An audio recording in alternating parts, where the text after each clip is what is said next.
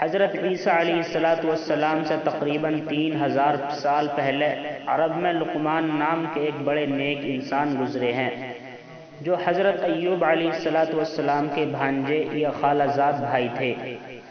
آپ افریقی النسل تھے اور سوڈان کے نوبی خاندان سے تعلق رکھتے تھے اور عرب میں ایک غلام کی حیثیت سے آئے تھے، مگر آپ نہایت نیک، عابد و زاہد، عقل مند اور صاحب حکمت انسان تھے۔ آپ کی حکیمانہ باتیں صحیفہ لقمان کے نام سے عربوں میں مشہور تھیں۔ آپ کی حکیمانہ باتوں کا ذکر قرآن کریم میں سورہ لقمان میں بھی موجود ہے۔ آپ اپنے بیٹے کو زندگی کے آخر میں نصیحت کرتے ہوئے فرماتے ہیں، بیٹا، اللہ تعالیٰ کے ساتھ کسی کو شریک نہ کرنا، بلا شبہ شرک بہت بڑا گناہ ہے۔